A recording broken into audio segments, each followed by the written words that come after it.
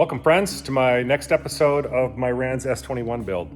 In this episode, I'm going to be working on the skylight and windshield. This is a task that really, since I started the project, I did not want to do. Kind of like the cowling. I really was never looking forward to doing the cowling. And you know what? The cowling actually ended up turning out to be not that terrible. It was tedious, it was a lot of work, but it wasn't nearly as bad as I thought. And skylight, let's see, I think, you know, it's probably going to be the same way. I'm just overthinking things and just being overly apprehensive. Should be fine. So anyways, let's dive into it. My eyes are old and tired, and there's a lot going on in this skylight and windshield area. And yeah, I could have my iPad out here and zoom in and stuff, but sometimes I just like to be able to quick reference and grab something. So what I did is I had these pages printed 11 by 17, single-sided. And then the parts manual pages, I had them laminated just because, I don't know, because it was just a little bit extra to do that. And then these here, I didn't have them laminated, but I had these printed out. These are all the figures for all of this. And rather than having to, I had the manual out and just coming to flip through the pages, I just like to have this out. I had these printed, all of them on 60-pound laser paper. So they're pretty hefty, heavy duty, and it's just going to be better for me to reference these this way, I think, than having to dig through the manual. So that's what I did. I like this, and I like this. I can read this so easily. This is going to be much better. Well, the next order of business is to get these straight edges placed across the top, and I cut these at about 44.5 inches, and that gets me just inside the rivets. The wings, because they slightly sweep back, the opening at the front edge is slightly wider than the opening at the rear. So I did have to just trim a little bit so I wasn't hitting the rivets. You want to make sure that you don't get too far beyond the root of the wing here, because the dihedral can affect the height of this, as it mentions in the manual. And I'm just kind of centering these up with a rivet on both sides as a reference to keep them perpendicular and parallel and whatnot. So I got 3 of them, and I've cleco clamped them to the skins, just kind of equidistantly spaced. I took a wingtip. This is the left wingtip, and I just set it here on my bench, and I just traced the shape. So this is the shape of the airfoil, and this will be the shape, the top curve here. This should be the shape that I need for these ribs. What I did was I found out where they start, and it's right at about 1 inch back from the apex. If you were to draw a straight edge right here, pretty much where the bolt goes in at the root to hold the wing in. If you come over about 1 inch, that's about where they start. And this doesn't, I mean, honestly, if I was plus or minus here, 1/4 or 3/8, it wouldn't matter. This is just to kind of give me an idea where I start. And then I marked, of course, once I set that there, this is at least on the center rib, which is the longer rib, that's where it will end. So I get a pretty good curve. Let me set this up here. I get a pretty good curve all the way to about right here. So I think what I'm going to do is I'm going to take a silver Sharpie and mark this right here, and I'm going to slightly unbend this section of it little by little, and just keep coming back, bend it, come back to this, bend it. When I feel like I got a pretty good shape that follows this here, I'll go over to the aircraft and set it in place. So I've got my mark here where I want to start this flattening of this curve here. So I'm going to set this right here on the corner of the table, and then the other end here, and just kind of push on it and flatten it out. I need to set something on the end of this so that when I bend this end doesn't dig into the table and it can slide. I just need a little piece of material. Excuse me. There we go. Something like this.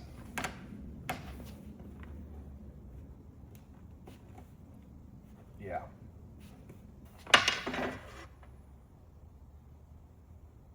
I've come over to the vise because I've noticed that I need a little bit of a sharper radius right in this area right here.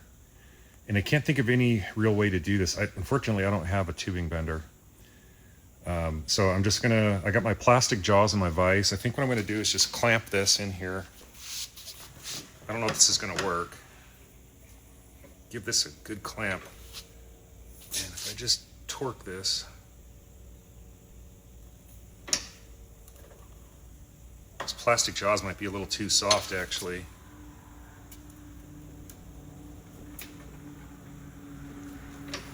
Maybe not.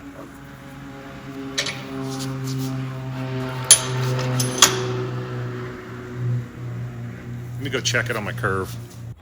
All right, I wasn't super happy with how the vise was going, so I came up with this. I've got a different vise, my drill press vise, a couple Aileron blocks or bar stock pieces that I've sticky taped and clamped to this fixed jaw here. And then I have this old piece of walnut or whatever it is, and I cut a radius into it. And the thought being that I can get this in here, and you can see, I'm not gonna clamp down on it yet, but you can see what's happening here. I'm creating a little bend, and then I can move over a little bit, create a bend, move over, and I can just work my way and increase the radius. And if I need to take out some bend, I could probably flip it over and kind of do the same thing and flatten some areas out. So that's what I've done. I've actually got most of this curve done the way I like it right now. This works. Downside, I guess, is these little Aileron blocks do put ever so slightly. You can see a little divot where I've done that. I mean, you really got to look for it, so I'm not super concerned about that, but I wish these would come from the factory a little more at the right shape. This is a pain. I needed a little bit more curve at the tail end of this, so I've got it in here. I'm just going to give it a tweak, push it in, give it a tweak, a little more, and just little by little.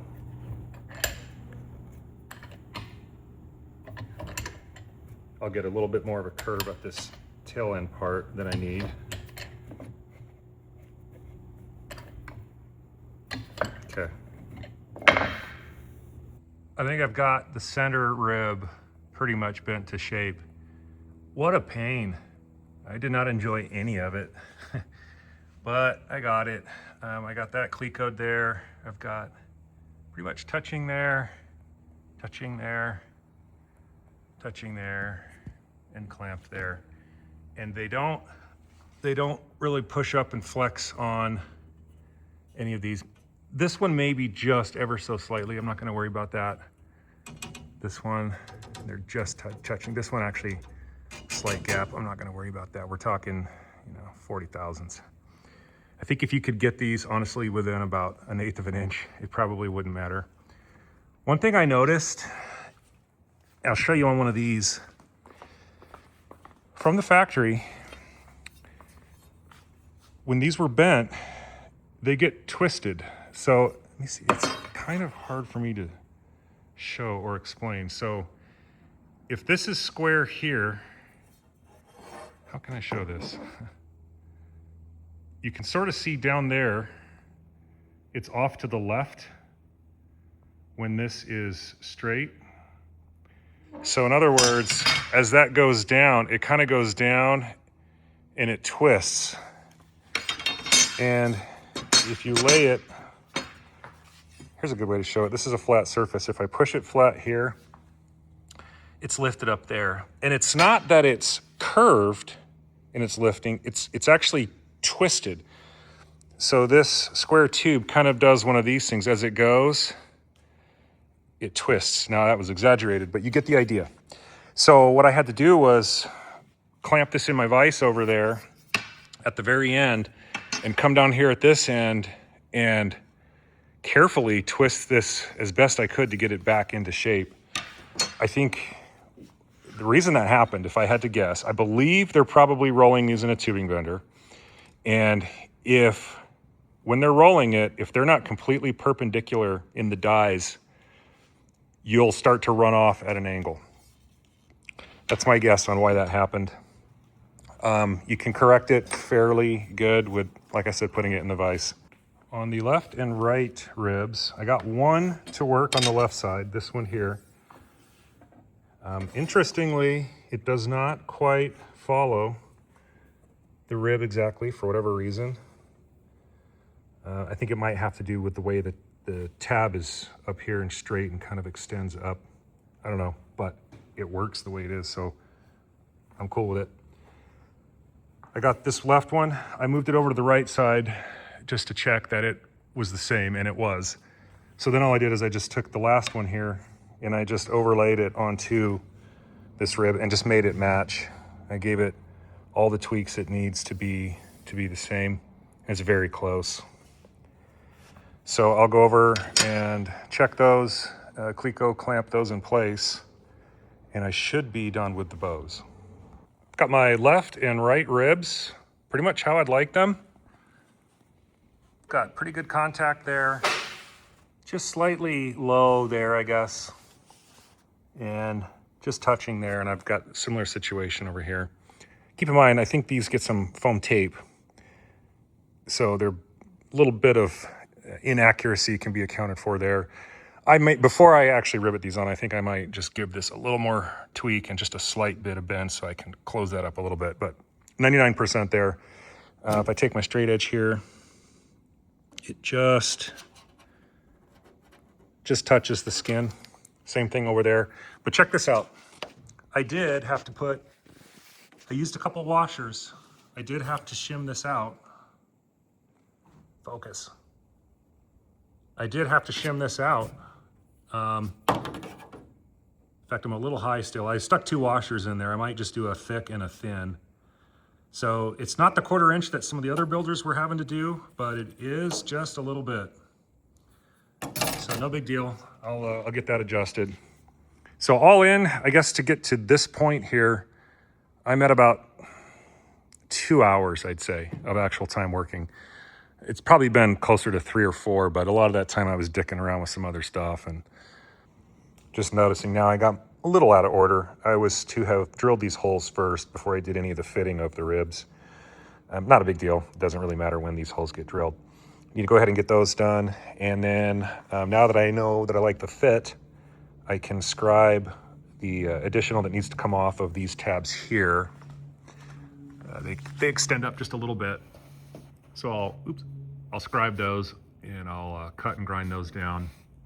I suppose I'll want to, that'll be raw steel right there when I cut those. So I'll need to brush on just a little bit of some paint.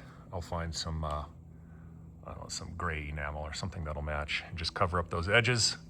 And then they say that these ribs can be riveted in at that point. I'm not gonna do that yet because I had painted these black with some cheap paint before, and I don't really like how well it's staying on the parts. You know what I should have done? I should have included those in with my anodizing back when I anodized all the parts, 2.5 years ago. Those would have been perfect to have anodized, but alas, I did not. So I'm gonna sand those down and I'm gonna hit them with some proper 2-part automotive satin black urethane. That way that'll be a little more durable than this single part crap that I was using. So, and at that point too, I've primed a lot of these strips. I think I'm gonna want them all black instead of gray. I think I just want all of the windshield stuff black, at least over the skylight area and stuff. The Z strips and whatnot, I don't know, but that stuff will be black. So I might even lay out these and hit them with a coat of black. And then I know, of course, after everything's riveted in place, that'll all have to get taped off and sprayed again just to cover up the rivet heads. But if I could at least get a good base on there. Plus, if I'm gonna mix up some paint, I might as well shoot it. So I use the paint I'm gonna mix. Anyways, yeah, I got some things to do before I get too carried away over here yet. Came out here this evening after a little break and got these drilled and clecoed, all the ribs on the front, and then also around the back here. I trimmed and sanded the tabs that were sticking up higher than the ribs. Only thing I need to do now is mark the ribs here. You have to trim the rib aft end flush with the edge of the tab here. So I'll do that there as well. And then the ribs are, fabrication wise, the ribs are done. I can take these off and get them sprayed black tomorrow. Here's a perfect use case for the in and out deburring tool to get the holes here, the back side of these holes primarily. You've seen me use this tool before. You just stick it in the hole, you let it hit the top surface. I'm not actually going to do this because I really need two hands and I'm holding the phone with one, and then you push it in and then pull back on it slightly and you end up deburring the back side. So I've got all the holes deburred on these. I've got them trimmed, and all the ribs are ready for paint. Well, I got my ribs painted, my trim strips, spacer strips, my little Z-channel pieces here, all painted up, ready to go. It's a satin black. I use this Custom Shop brand. You can get it at TCP Global.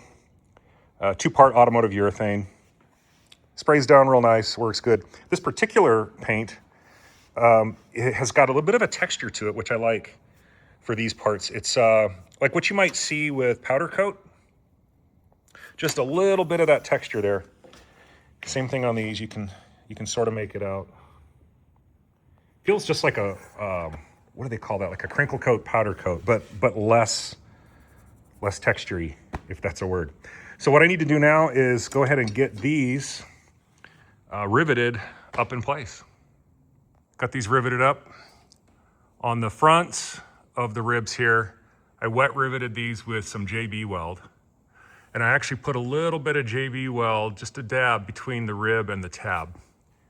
Just extra bit of insurance to kind of keep that thing in place.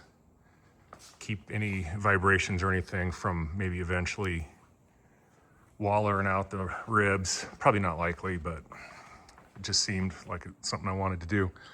Got the windshield set up here, and I think what I want to do is I'm going to take a razor blade and trim all this excess plastic masking, this protection masking. I want to trim this off around the perimeter because it's just going to be in the way.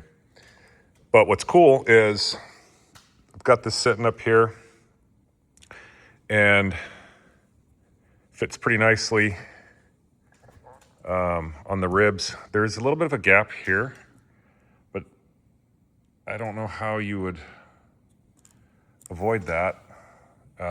There's not one here because this one's taller. So I'm not quite sure. It comes into contact with it about right here. But these can't really, I guess what I'm saying is you can't, unless you bent these and like really tweaked the ribs, you couldn't make the windshield contact the rib anyway. I don't know if it needs to or not. Hopefully it doesn't. I'll find all that out as I move along here, but I want to trim all this stuff off first. Taking a break from the Skylight because I'm not going to use this piece of material that it comes with. This is clear Lexan. I'm going to do tinted, the smoke gray tint, just to help keep the sun from just beating down. I do have a draw down shade, like a shade you can pull forward like the RV guys have for their bubble canopies.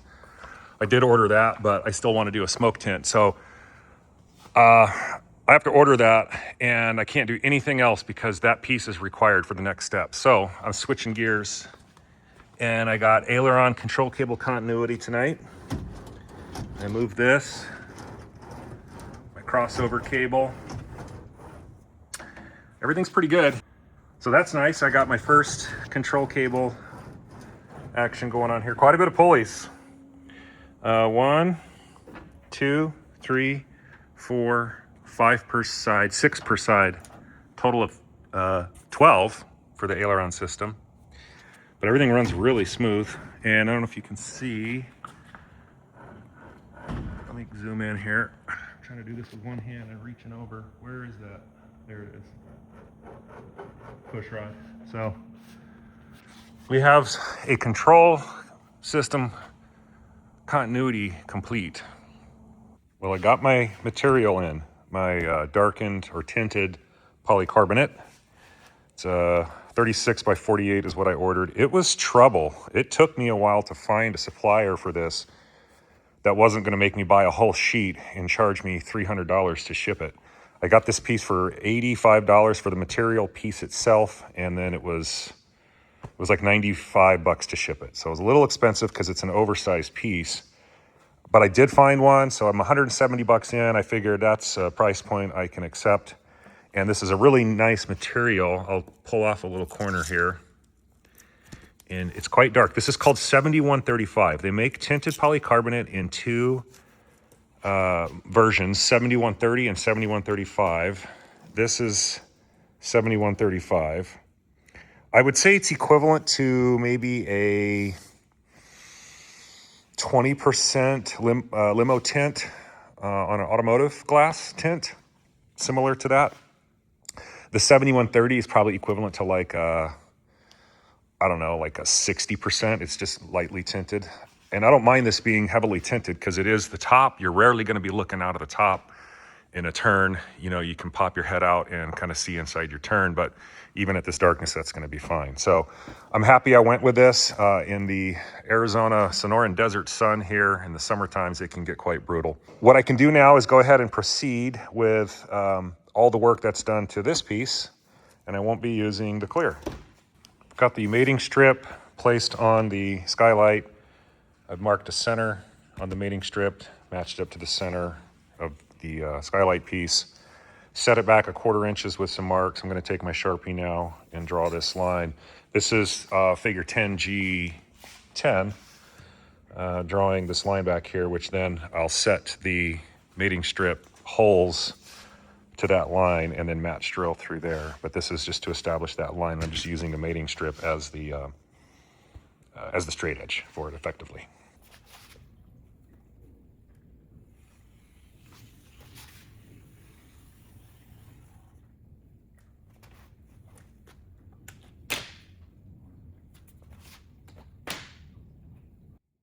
Got the strip placed over, with the holes placed over the line there and centered. There's my center crosshair in that hole.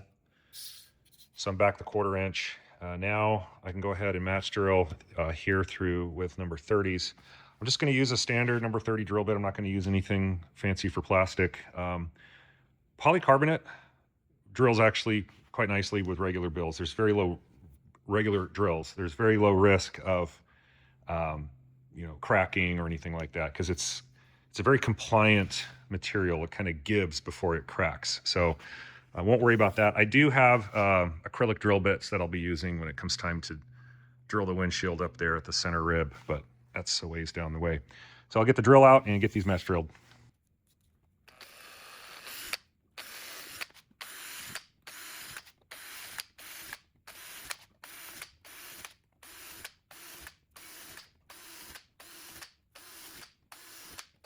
I've got a spacer strip laid out underneath the mating strip here, according to figure 10G10A, where you basically do the same thing. I come back 1/4 inch, strike a line, center it. I'm not actually striking the line. I think on this case, what I'm going to do is I just found the center and went back 1/4 inch, located that hole directly there. I'm just going to go ahead and drill that out, cleco it, and then I'll come over here. Oops, over here I have a mark, set back 1/4 inch, drill and cleco that. That kind of locks the piece in place. And then I can go ahead and maybe I'll drill this one, cleco it, and then match drill all the way through. It should stay in place at that point. I was debating whether or not to do these both at the same time by stacking them. I think I'll do that, as long as I can get them perfectly aligned, because they do need to be 2 of them drilled the same, rather than doing one and transfer drilling it later. Also, thing to note is make sure, and I unfortunately watched Derek Kenny's, where he accidentally used the thicker strips instead of the thinner ones. These ones are 032. The thicker ones are, I don't know, 50 thousandths or something. So I had my little caliper out here, or a thickness gauge out here to check that, so that I do have the right ones, because it can be pretty easy to mistake one for the other. So I'll get this all laid out and get this match drilled.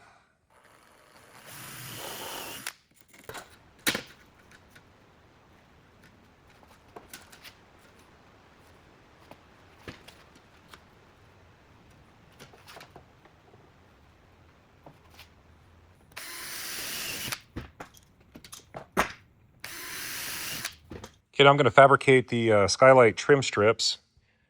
Got the diagram here. I need to do a 1/4 inch setback, very similar to what I did on the other pieces. I already got that marked out there. Come in 1/4, that's your first hole, and then you do 2-inch spacing, 10 holes. Come back this way, 3.3-inch spacing, 8 holes. I'll use my rivet spacer for that. But first, before you do that, because you need an accurate overall length for this to work, because you come in from both sides, I'm gonna have to cut this to 46 and 7/8. So I've marked this strip here, 46 and 7/8. I'll cut that off. Then I'll come in the 1/4 inch, come in the 1/4 inch, plot out my spacing. Boom, get all my holes put in there. I'll make one and then I'll match drill it. Although I clamped the other one. Yeah, I'll make one and then I'll match drill it. I'm sorry, I'm just thinking out loud here. All right, here's my setup. I've drilled the number 30 hole at the end, 1/4 inch over, 1/4 inch up. Measured over 2 inches for my first hole, drilled a number 40. Clecoed my rivet spacer, ran out 18 inches to the last hole. Drilled a hole number 40, clecoed this one.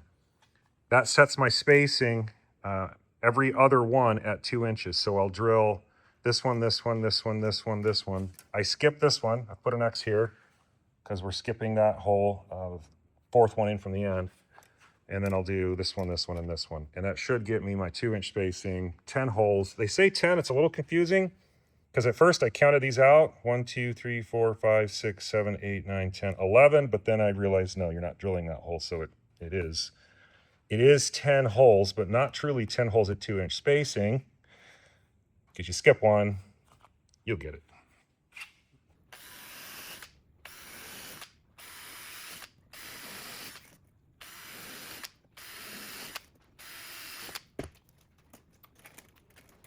Completed making the spacer strip with the exception of rounding off the corners. I do need to do that yet, but all of the holes have been laid out and drilled. Mirrored the pieces. I've got a left and a right here. So let me go ahead and trim off these corners or file them down, and I can say these are complete at that point. Putting my trim strip and hold down strips, spacer strips on here. Started 5/8 back at the leading edge. Up there, 5/8 back from the seam of the spar as shown in the diagram, the figure. I taped and then 3/8 inside of the center line of these rivets, okay? So I made a couple marks with pencil and I've taped this strip down first, got it in place. Then I've taped the spacer strip down at a couple places periodically, keeping it nice and tight and in line. Now I'm gonna go get the final strip that has the holes and tape that down as well. I'm on the left side here. I've already done the right side. I wanted to do that so that when I did the left side, I could shoot the video and kind of have an educated bit of experience. It's actually pretty simple. So you come back 5/8 from this seam line here. You come 3/8 in from the center line of these rivets, and I struck a couple pencil lines. And then you lay down the bottom strip, the white spacer strip on top of that, and then the pieces that I had just made earlier with the drilled holes to the outside. And you flush this out here, you flush it out here, and you just work your way back. And I've got these two drilled here and clecoed. And now I'm gonna just work my way back, taking care to make sure that this stack up is flush along this side on the 3/8 line, from the rivets here. All right, working on the skylight today and getting to a point where I need to start fitting the skylight plastic piece into trim strips and spacer strips and whatnot. And I am realizing that, like other builders have done previously, I need to trim back the windshield. About 3/4 of an inch ought to do, for the same reason that the others have, which is that if you don't, this square tube ends up awfully close to the fuel sight gauge fitting, which is fine. It would clear, but I like the idea of being able to take this off for whatever reason. I don't know why. If I need to, I don't know why. Maybe one day I need to change that. Leaks, I need to tighten, I don't know. I can't do that if it's that close.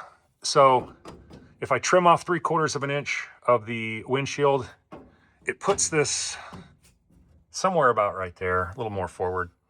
And that gives me the clearance that I need should I ever need to do that. So I'm gonna pull the windshield off, strike a line, trim that, and then bring it back up. Then I can get a more accurate measurement on my plastic for the skylight. Got the windshield off, and I actually settled on 5/8. 5/8 back gets me everything I need. I don't have to go the full 3/4. For this, I'm gonna use, I think I'm gonna use this cutoff wheel, my big DeWalt. I'll start there. If I don't like how that's going, I might switch to just a small Dremel with a cutoff wheel.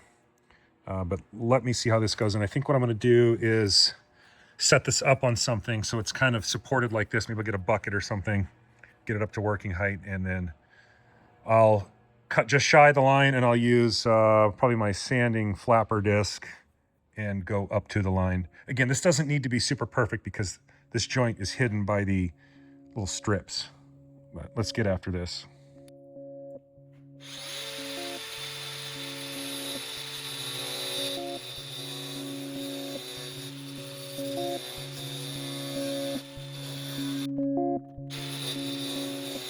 That is an incredibly messy job.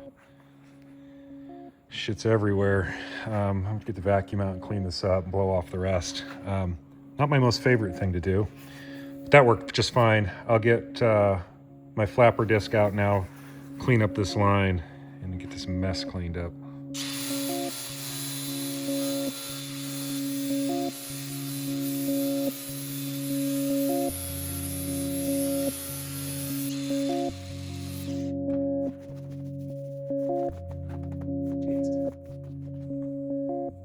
Got this trimmed, got it placed back up into position, and I think I have it kind of about where it's going to be.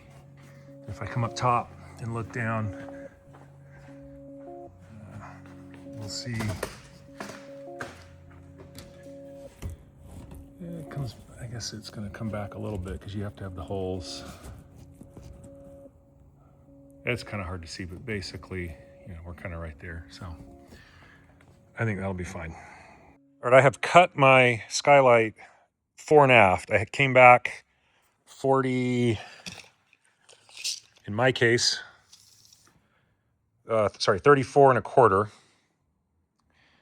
If you're building an S-21, don't use my measurement because they're all a little different, but that's where I'm at.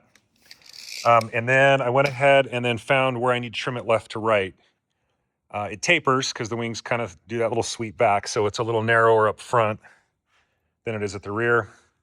And I've given myself about 1/8 of an inch clearance between the spacer strips and the skylight plastic, and now I need to go ahead and make this cut.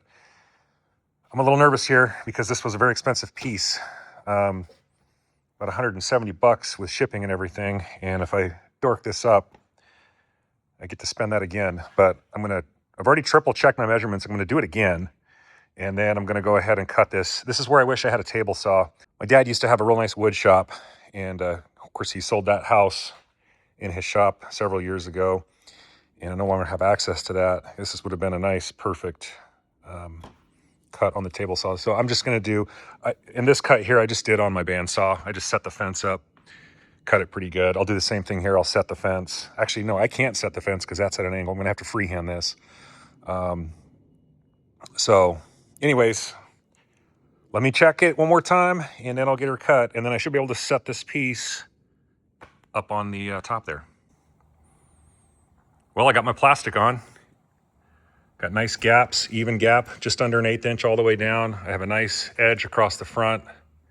Look how lucky I got. I did not plan this, but I have about 3/8 of an inch of clearance between the antenna and the skylight. So, and that's the edge. The trim strip will cover exactly to that line. So I got lucky there. Had I known, I might have bumped this back even 1/2 inch, but I'm okay. Here it is inside. It's a nice look. Of course, the masking is still on. That'll come off towards the very end, but nice fit. I think I got enough clearance here to spin off those fittings. I trimmed the windshield back 5/8. I'm not gonna go anymore, but yeah, there we go.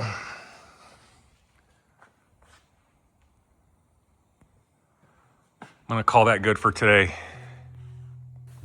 Well, that's gonna do it for this episode. I've got a lot of material, a lot of video that I did on this, and I'm probably only halfway through it, and I don't wanna have, hour plus long videos on this. So I'm gonna break this up into a couple parts.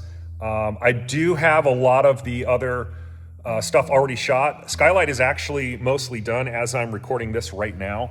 So another episode is probably gonna follow on pretty quickly. In less than a week or so, I'll have a second part to this. But for now, that's gonna conclude this episode. Thank you for watching.